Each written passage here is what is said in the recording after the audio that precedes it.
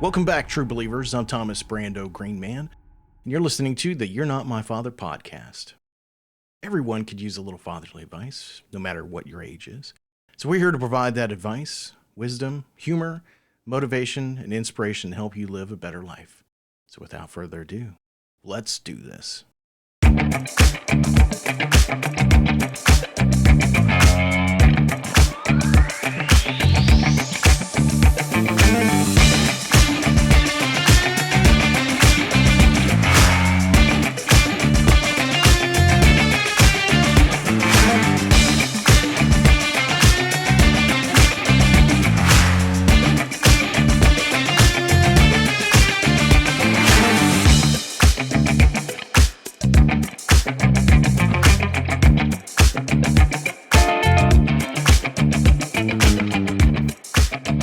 Welcome back, true believers. It's me again. Another episode is here. Oh, you didn't think I was going to forget about you guys this summer and not do another episode? Not at all. So here's what we were doing this summer. Well, what I was doing so far. I went on a trip to Chicago. And Chicago is a huge city. I can easily say it is probably one of the most major metropolitan areas I've ever been to, except LA. LA is massive. You can't even tell when it starts and begins. Chicago is very, I don't know, to me it was so built up, a lot of buildings and high rises and other things. It was really kind of interesting to see that. I didn't get a whole chance. I got a half a chance. I had a half a chance to go around Chicago. It was for an industry event. It's called NRA, National Restaurant Association, not the gun one. And I think I was supposed to be there for 2.5 days, which is not a lot of time. And this show was massive. It was huge. It was easily there's no doubt. It was the biggest trade show I'd ever been to or event I'd ever been to ever. It was massive. I don't know how many people attended it, but it was like at least 500,000 people probably. So it was kind of weird. So the day before I go, I get off the plane and I go through O'Hare and I go through traffic and, my first meal I eat, I go to Geno's East. Now, it's not to say that I'm not correlating anything between two, but I'd never had a real Chicago deep dish pizza before. And so I go to Geno's East. Cool place. Very nice. I wait 45 minutes for a pizza, which is a long time for a pizza. I was like, this should be worth it. And so when I got it, I was like, all right, this is going to be amazing. And not to say anything bad about Chicago pizza, let's just say it wasn't the pizza for me. I feel like in retrospect, I'm much more of a New York pizza person. So the pizza wasn't me. What can I say? Probably a few hours later, I discovered I got food poisoned. And I don't know, it could have been something I ate, somewhere. I'm not really sure. I don't really eat when I travel or on planes. Usually it's safe food like a bag of M&Ms or whatever. So I'm not sure. I'm not saying Geno's East got me food poisoning, but that was a pretty crazy start to my trip. So I got to hang out with some of my buddies. That was worth the price of admission. Obviously we talk personal stuff, but we also talk work stuff related in the industry. So that was a really great time. I also got to go to the Art Institute of Chicago, which if you've seen Ferris Bueller's Day Off, that takes place in Chicago. That's one of the places they go to. And so that was really interesting. I got to see the famous painting that they looked at while they were there. Some other ones. Overall, I kind of felt it was, I don't think it was as art institute-y as I kind of thought it would be. I was like, this is Chicago. I should see some really awesome stuff. And so there were Picassos, there was really, really great stuff all across the board. But I just kind of felt like there were certain things that weren't represented. Like I didn't see Renaissance things and other stuff. It seemed very past 300 years, or and so to speak. I mean, they didn't have ancient Roman stuff, which was really cool. But overall, I was like, there should be more. The Millennium Park though was really cool. There's these fountains that are essentially towers, if you will, that have screens kind of built into them, and they change. It's really, really cool. But also in Millennium Park is probably the biggest attraction, arguably, that is in that park, which is called the Bean. So the Bean is how do I say it? It's the Flight of the Navigator, if you will. And if you don't know what the Flight of the Navigator is, it's a bean looking, chrome, mirrored, polished, smooth, spaceship looking thing. And so you can kind of walk under it, hence the Bean, and you can look up and see cool stuff. Pretty much selfie center for the entire city of Chicago. Everybody was taking selfies there, even me, and I don't really do that. What else? I will say I was a huge fan of the Chicago hot dog. So good. I mean, incredibly good. Best thing I ate there, hands down. Incredible. Something about the symphony of the poppy seed bun. I'm going to tell you this whole thing because it's awesome.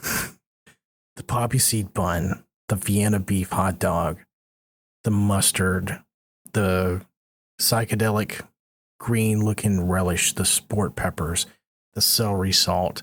Am I missing something? Tomatoes. Yeah, I don't eat tomatoes, so I left that off.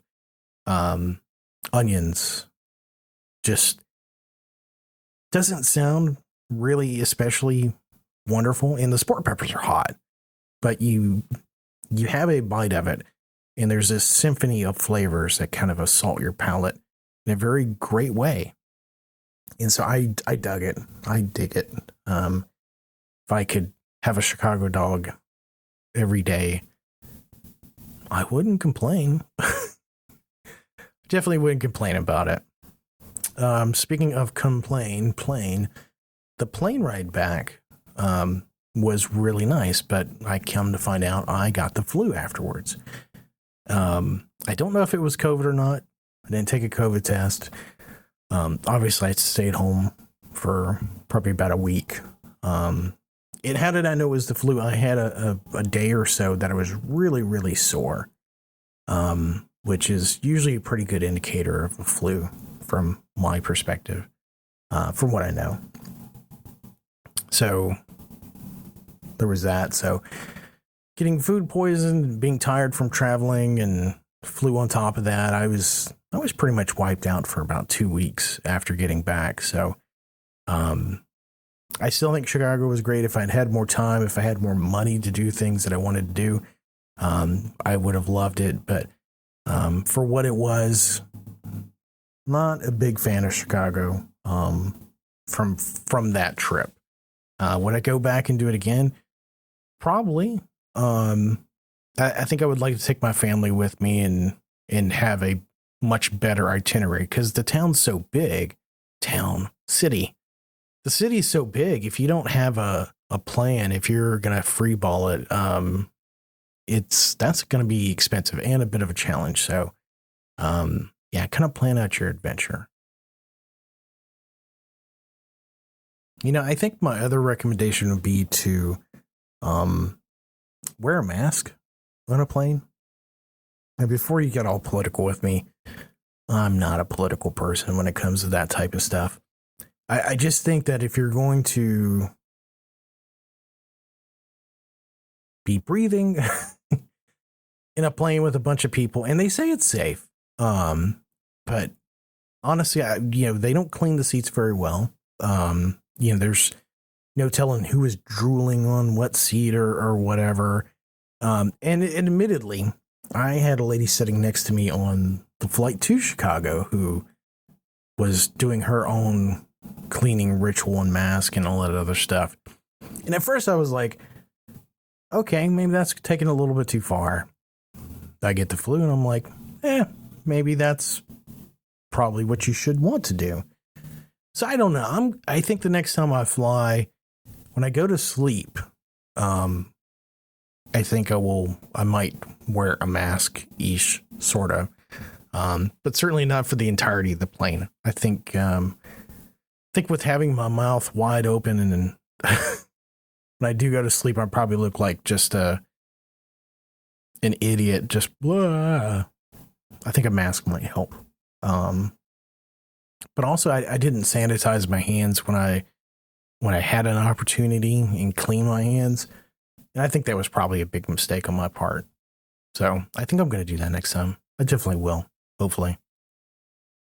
So end of school happened right around that time. End of school was great. The kids wanted to go back to school, which was kind of weird. So I was like, fine, if you want to go to school, go for it. But yeah, they've done really well. It's kind of been a challenge. Sophia lost her phone privileges, for the most part, mostly indefinitely, as a device. Conan had already lost his device privileges, pretty much indefinitely. And so for like the past month, they've kind of been on a restriction of sorts. But my wife, she gave them back their switches yesterday. And admittedly, they've been doing pretty well. It can be hard to really try to figure out what is the best way to, how do I say this? Provide benefits or privileges whenever privileges have been taken away. So I think that can be its own kind of challenge. But yeah, so, I've kind of let her be the gauge of that and follow her lead. And sometimes that's really what a good family is about. And marriage is to know when to let each other lead and when to follow. And sometimes we kind of get washed out from all the, how would you say it? Decision-making fatigue. Because I think that definitely happens. It certainly happens with my wife. She definitely does not like making decisions whatsoever. And sometimes I don't mind it, but the reality of it is that I generally don't want to either. I guess it depends. When I have a clear answer and whatever, I know what absolutely needs to be done, I'm good with doing that. But whenever it's like geez, I don't know, I need to consult somebody or whatnot. I usually don't like making a judgment right off the cuff. But honestly, sometimes having a plan of action, even whenever it's not the right one, sometimes is the better one. Sometimes, not always. That one's kind of use your best judgment. When it comes to interpersonal relationships, like things around the house and a family, usually you can spend a little time and pump the brakes and ask to come back to it later. But if it's a business decision that is time sensitive and critical, well, there you go. But I can tell you this, my wife doesn't like picking where to eat, but she will definitely shoot down things. So I don't know. Sometimes it's better just to have a plan and just go for it. I don't know. We're not gonna I'm not going to solve any dinner problems tonight. Definitely not.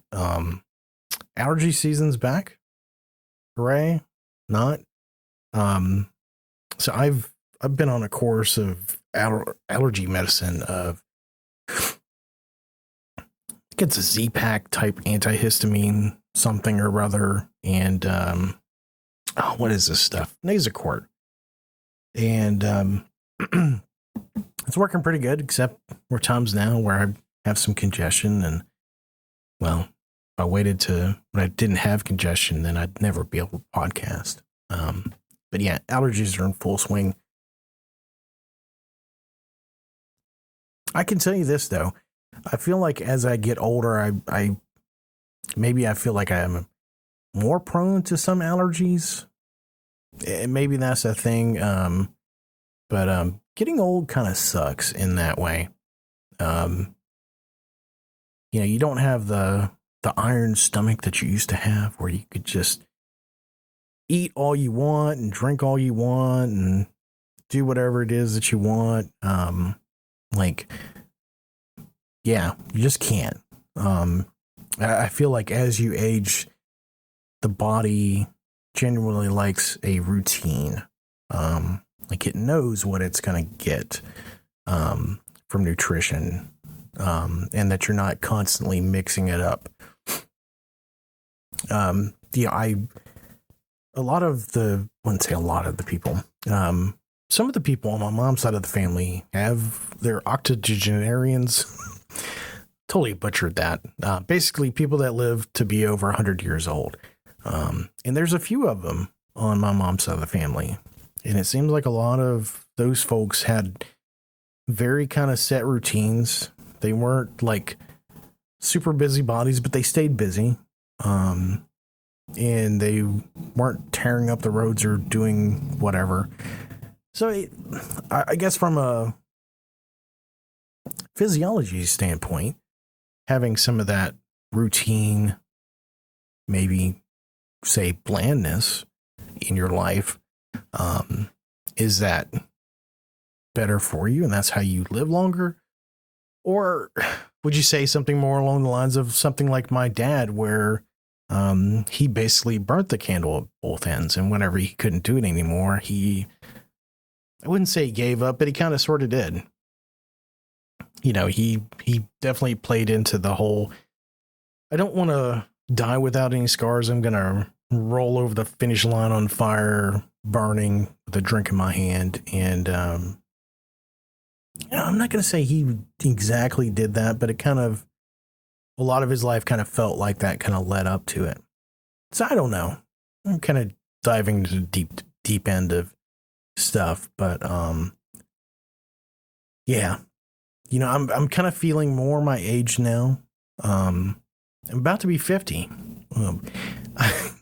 The professional association that I'm a member of, they sent me an email and they were like, hey, somebody nominated you for the top 40 under 40. And I was like, I appreciate that a whole hell of a lot, but I am not anywhere close to 40 anymore.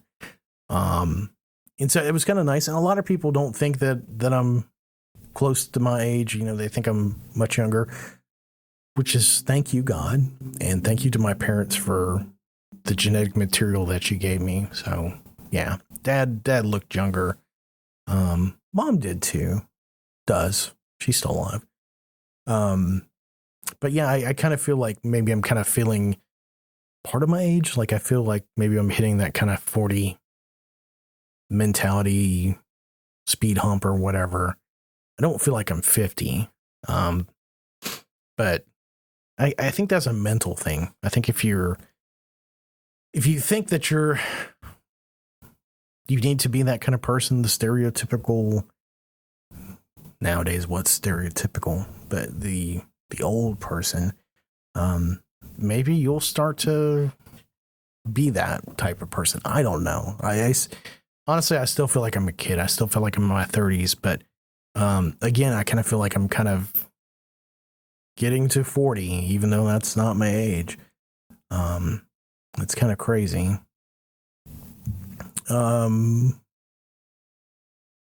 let's see what else is going on. Nesting. I'm doing some nesting. And no, not nesting like the electronics. It's more like the like making a nest in your house. I know that's stupid sounding, but yeah, that's where I'm getting at. So nesting being you're getting your house ready for something to live in, that type of thing. We've been in our house almost, I think this coming month, it will be 2 years. I think so. I think it sounds like 2 years. We haven't done a whole lot to the house. We did get some furniture in the beginning. But there was a lot of stuff that we didn't flesh out. We didn't get any furniture. So, I took it upon myself to do some of that. Of course, I'm going into debt. Everything about, being an adult is about being into debt and managing that debt. Sometimes you're doing really well with your debt, and sometimes you're not. And so I think, I've got a plan, and we're okay. And but yeah, we got some new couches. We've got a couch and a love seat and a coffee table, and that's for essentially. We've got a big room that is furnitured up.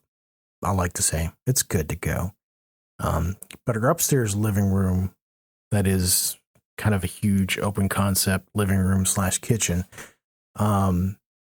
is really where we spend most of our time. And we have an ugly ass couch that is at least as old as Conan, which is like 8. It's probably more like 9 or 10 years old, that the cat scratched the crap in back. And a huge dining room table that worked in our old house but doesn't now.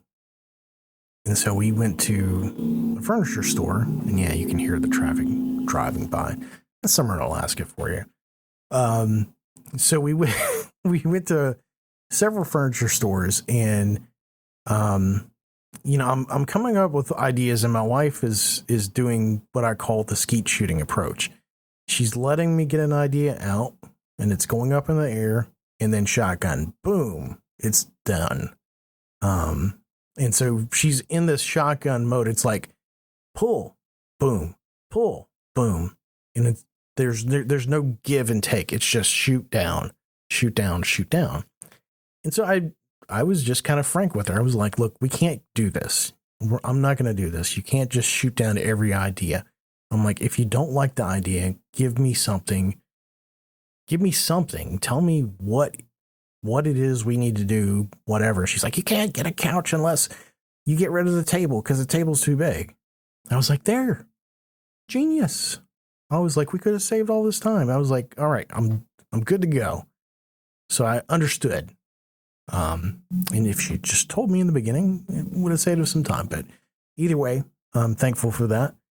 So I understood. I was like, okay, she's absolutely right. We need to get a much smaller table because that table's too big. That table without the things on it's like 8 feet long. Is it 8 feet, or I think it's more than that. Either way, it's a monster, an absolute monster. So I was like, okay, we're going to get a new table. We're going to get a new couch, a new love seat, and then we'll figure out a coffee table.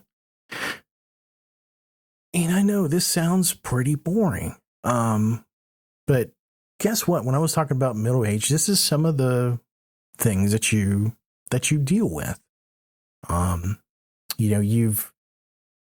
Let's pause for a moment and delve into some philosophy. You're getting old. What's all this about? What is all this accumulating things and buying things and whatnot? You're on this path, the path to death. I'm going to spin it in a slightly better way. You're on this path to the end of your life, a welcome end to your life, that you've had a great journey. and you've enjoyed the fruits of your labor. It may be very, very long down the road, but as your father here, who's not your father, that day is going to happen no matter what. And it's not to say that you need to panic or that you need to freak out or anything else, but enjoy what you have. Enjoy where you're going. Enjoy that road. And a lot of people need a house. They need some place to live. They need to make it their own. And there's a reason for it. Unless you're the person who's going to adventure and never have a home and you're always going to be on the road. But at some point in life, the brakes have to come on, or you have to slow down, or you have to stop somewhere. And so stopping at your house is kind of the human way of doing it. I'm not saying that's the only way, but it's a predominant way. And so I've been working all these years, and I've wanted a nice house to settle into and have a family. And we've moved a lot. I've had roots here, and I've moved somewhere else and had roots there. And now I'm finally setting conceivably really deep roots, I guess. Funnel roots or whatever. I don't know. But yeah, I've got this house. We spent a lot of money on it. And it's like, what's the point in having this house that is arguably probably one of the last houses I will have? Hopefully it's not the last house, but we'll have it for a while. I'm like, why not spend some more money and try to make it comfortable and livable? And this may sound like you don't have to tell yourself that you have to justify buying a couch and furniture and stuff like that. But a part of me was kind of like, yeah, I guess I kind of do. And that's probably one of the things I've kind of thought about. A topic for this podcast. Enjoying the fruits of what you have. Having things. Enjoying them. Because what's the point? What's the point if you can't? Like my kids, like if I spent all this time at work and if I just keep putting in these long hours over and over and over again, where is it going to get me? Is it going to get me divorced? Or kids that, have problems because I wasn't a good father to them or whatnot? Probably, maybe. I don't know. But I mean, what was the point of my life if I didn't enjoy it? So, without turning this into something negative, I'm here to say something positive. Do something in your life that is enjoying and rewarding for yourself. You've got to, I think what I've talked about in this podcast before is sanity maintenance. You can work really hard, but you need to play hard too. You need to do things that restore your sanity, that you enjoy, beyond just the everyday stuff. I don't know if I talked about this in the last one, but one of the things that we did here at work is I created what's called the win list. And we kind of did this at our business towards the end of the year, where we tried to come up with the awesome positive things that we've done. So instead of doing that at the end of the year and just failing, what I decided to do was really just kind of do that as it went along. So I kind of felt inspired by watching Ted Lasso, season 1. I haven't seen all of season 2 yet, but having wins, celebrating them.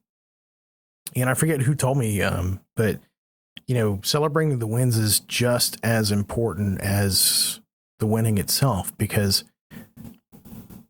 we've all been here before. There, you're at a job and you have this major accomplishment, and they're like, yeah, that's great. Let's move on to the next thing. And like immediately. Didn't it feel kind of sucky? It kind of felt bad. Like, well, what's the point of it? This is what I'm talking about. That point, the point that we need to be able to celebrate the things that we win, that we accomplish, the milestones in life. we got to the next part of this road. Have a drink, enjoy, do something nice. And so that's kind of what I'm talking about. Like, you've spent all this time working, you put in the hours, you put in the time, you've sweated, you bled, you've stressed out a lot. It's like, it's Miller time. It's time to have a drink. It's time to do whatever it is you enjoy, and do that. So for me, sometimes I have a problem with that. Like, I don't deserve it, and the imposter syndrome, all that type of stuff. So I did it. I was like, I'm going to buy that couch. I'll buy that love seat.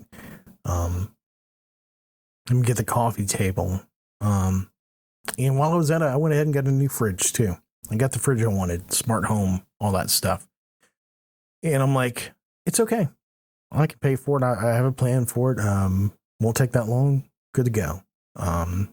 Honestly, the refrigerator had been kind of dying anyway. So, but yeah, so it's been kind of neat to sit in my living room, my wife's living room, really, and sit there and enjoy. And it's like, wow, I've got something nice. I got exactly what I wanted.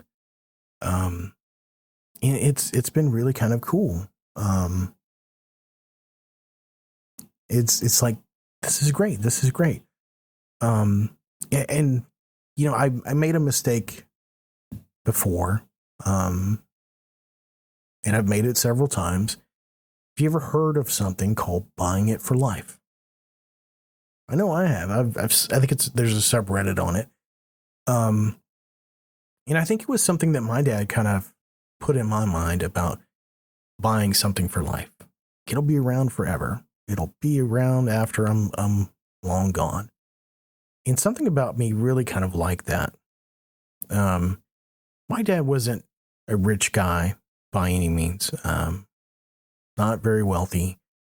Didn't have a lot of possessions. But one of his most valuable possessions was a Rolex GMT Master.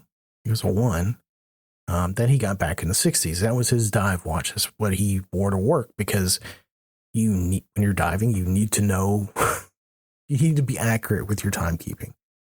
And it's still around. I have it. And he didn't think anything of it. It was something he needed for work. And it still works to this day. And it's amazing. But on the flip side of that, here's maybe the depressing part about that. Or maybe not the depressing part, but maybe the lesson that I've learned is that I don't really wear it that much. So, I mean, nowadays I'm wearing a smartwatch. I'm wearing an Apple Watch. There's not too many things that I carry around all the time. I mean, I like different stuff. I don't wear the same jacket over and over again, or the same hat, or whatever. I'm kind of that kind of person. I like to explore and change and do different things. And I think people in general nowadays are kind of that mind, I think some of the older generations, buy this one thing and you're good to go. And maybe it's a better mentality. Have this one vehicle. And maybe I'm driven by consumerism. I don't know, but I just, some of the things that fascinate me in life are exploring different things. It's like I like bacon, eggs, and biscuits, and certain things for breakfast. It's not like I have them all the time, but I really like those things. But I really like trying different things. There's so many different things I want to try. Different food from different cultures, different music, that type of thing. That was something that my dad kind of put into me, because he had traveled all his life. He'd been on every continent on the planet. He'd been and done so many things. And some of that rubbed off on me because, I was born overseas and I moved a lot as a kid. And I have this fascination with those types of things. So yeah, technology, has been an obsession all my life. Food has been an obsession all my life. Where am I going with this? Buying it for life can be pretty boring, really, because I thought when I bought my truck, I was like, this will be the last truck I have. Really? Are you sure about that? Are you sure? Probably not. It probably won't be the last truck. I don't think I could buy a truck that would be the last truck I would ever want. It's kind of like guitars. I don't know if there would be one guitar that I would always want to play and never look at another guitar. I think that even kind of goes into relationships. Oh man, I've got to tread carefully here. When it comes to relationships, saying that you're going to be with somebody forever is a crazy big commitment. It is. But it's got to be kind of more of a partnership with somebody where they're traveling along with you. It's not like this person sits on your wall and you sit there and look at them and they're an object or a possession. Because I think this is where love and different people's opinions on loves kind of differ. Is like, I got the trophy wife, or I got the trophy husband, I got the tall, dark, and handsome, I got this model, or whatever. That shouldn't be the case. You should have a partner that you go through life with, that you enjoy their company, they enjoy yours. It really is that partnership that you have. And you're not looking to get the next model. I had a friend of mine one time. I think he was kind of play fighting with his wife, but he mentioned something about some girl. He's like, that's next year's model there. That's what I'm going to replace you with. And it was funny for a moment, but the reality was, it probably didn't make her feel good. Not by any means. That kind of comment was better probably left unsaid. But it's something that's kind of stuck with me to this day that, some people do look at relationships like I'm going to trade that model in. I'm going to get something different. So don't be that kind of person with your relationships, especially your, that loved one that you're going to be with, forever, so to speak. Really kind of, that's different. Those are not the same. That person's not a watch. They're not a guitar. They're not a house. They're not a car. They're somebody that is going to grow and change with you. Hopefully. At least I'd like to think so. Speaking of things that, buy it for life. So my truck was paid off, I think last year. I think it was. Anyway, that was pretty cool. The other day I realized that I kind of treat my truck with like this, like I don't own it. Even when I didn't own it, it was a different feeling. It was like, oh my God. Like if something happens to it or whatever, and I do something to it, it's going to affect the resale value. But in the back of my mind, resale value is like, I'm your father. I am the government. I am somebody in power that holds sway over you that is going to punish you for doing something to this vehicle other than maintaining it and driving it accordingly, like a boss or whatever else. And then, this is kind of funny. So, one of the side body panels, it's like a trim mod or whatever. It's just a piece of plastic that kind of sits on the side of it. I think some water had gotten down into it, and so it kind of froze and kind of popped off. And apparently it was a known thing happening with my truck, that those clips would fail. And so I went through all these different steps. I was like, okay, I can repair this myself. If I take a dealership, they're going to be like, oh yeah, it's going to be all this stuff or whatever. So I went to Amazon. I found some clips. They were wrong. It's like, I'll get a multi-pack of clips and I'll be good. Wrong. None of those worked either. I was like, damn. And I was like, so, I couldn't find the terminology, because when you're looking for parts on a vehicle, like you need to find very specific stuff. So I tried some other different things, because obviously what I was doing wasn't working. And so I found somebody who had a problem like mine. And so they had a listing for those clips. I found them. I absolutely 1000% made sure they looked identical, measurement wise, everything. I got a caliper out and measured them, and they were spot on. And I went out there and put those puppies on, and I was like, this is awesome.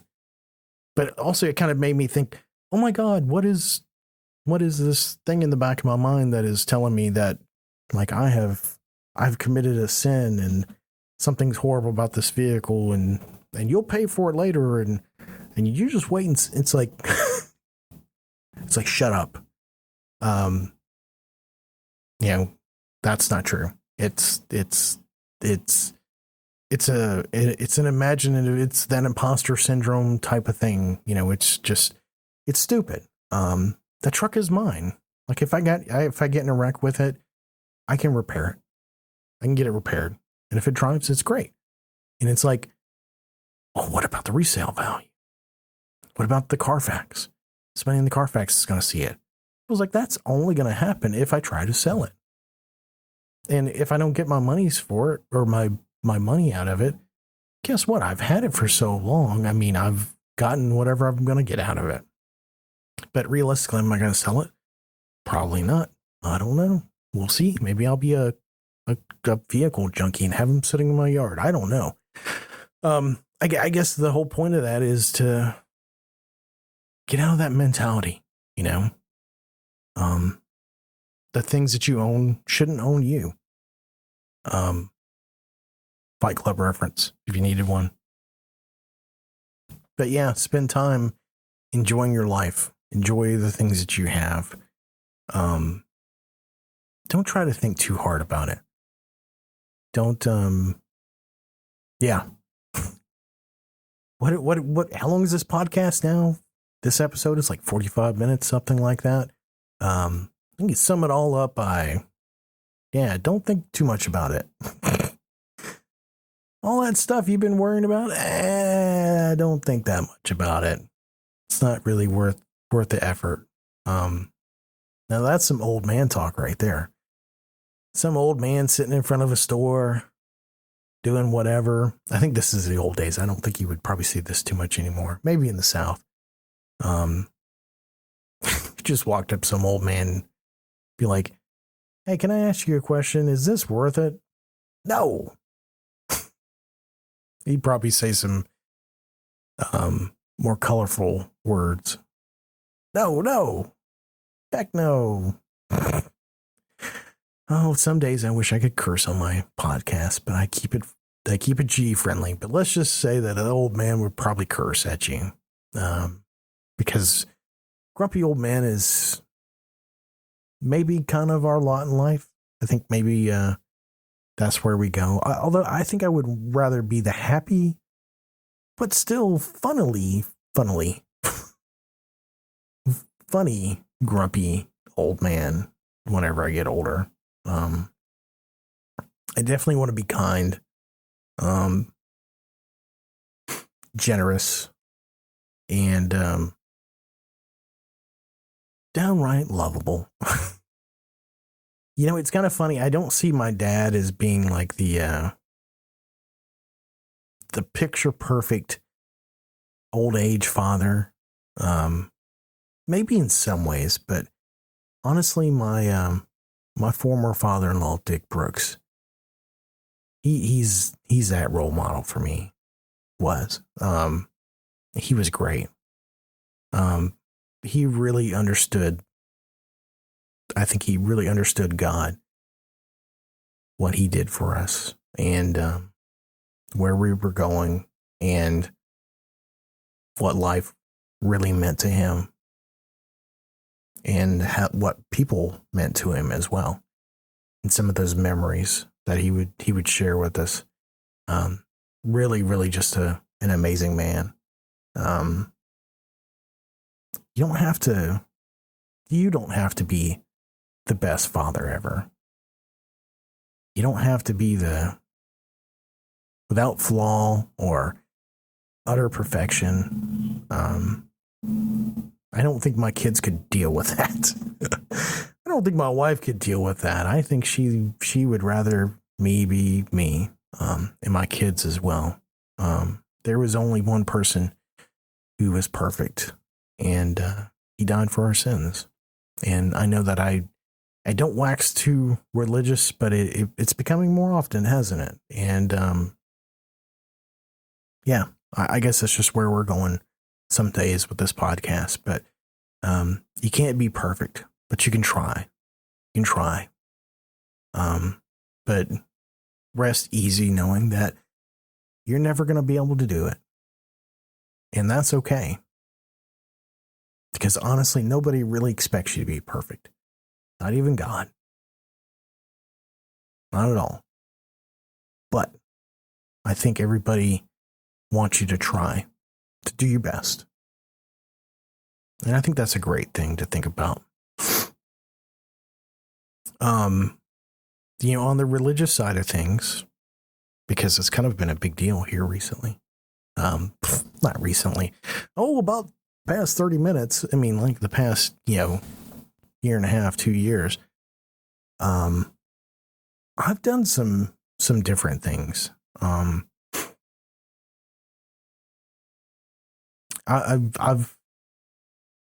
pray all the time now. Not all the time. It's not like, it's 5 minutes to pray. But I talk to God a lot more. I'm very much more humble when it comes to trying to understand what he's done for us. And I think it's rubbed off on my kids, especially with Conan. He's been amazing. Even though he's, he'll get you, at the wrong times, but his growth is amazing. And Sophia, I think, is even coming around too in her own way. I really have been blessed with a great family and great kids. And I hope that you are too. And if it hasn't happened yet, I believe. I hope it will happen to you. And I choose to believe that for you. I think all things are possible through God. Doesn't matter how much of that imposter syndrome gets in your way. There is a plan for you. A plan that goes all the way back to the beginning and before. And who am I to say that it won't happen to you? But I believe. I believe in him and I believe in you.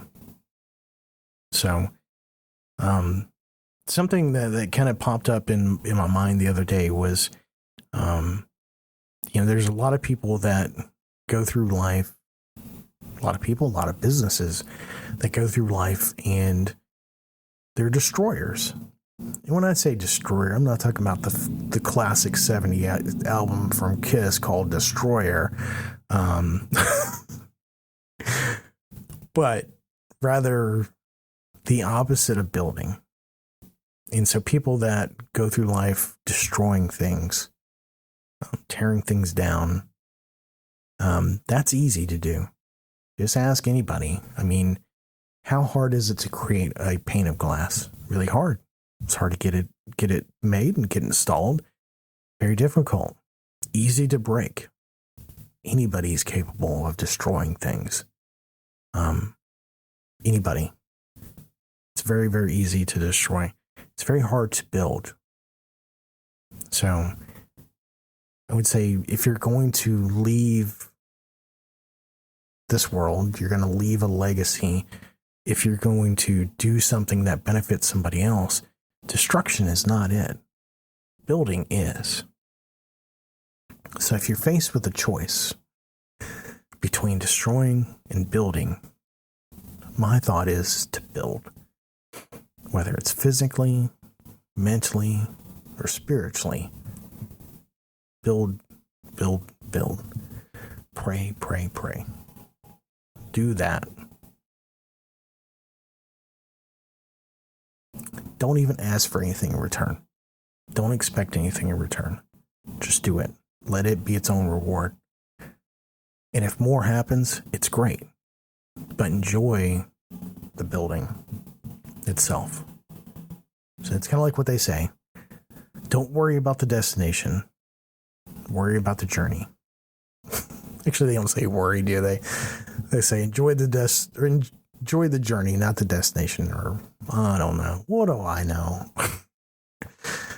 Oh man. So yeah, I need to wrap up this podcast. I'm doing this at work because some of my work stuff, my home stuff is at work, and honestly, I wanted to try this on better equipment that I have here at work. So maybe it sounds better, maybe it sounds worse. I hope it sounds better, because it's inconvenient for me to do it here. I would much rather do it at home. But yeah, so that's pretty much it for this episode. And as you know, I'm kind of long-winded. I don't like to just drop the mic and be like, bye. But yeah. If you've listened this far, I believe in you. I love you. You're awesome. You need somebody to believe in you. I'll be that person for you. It's okay. But no, there is somebody else who does too. You're valuable to them and me. So from my desk, from my podcast, I am Thomas Brando Greenman, and by the power of Grayskull and all the things indebted to me by the state and municipality of Alaska and the sovereign. We're going to make this joke. It's not going to work. By the powers invested in me, I declare this podcast officially over. And I hope that you listen to us again sometime soon, which hopefully will be for the month of July. Before the end of July, another episode. Our third episode of this season. I'm hoping that the rest of the season is a great season. Not just for me, but for you, the listener. Because after all, if nobody's listening, that's kind of sad. I would much rather have listeners. So, oh man, am I phoning this episode in? Maybe. But you know what? I've done worse. And with that, I say adios, adieu, have a great night, and the same to you.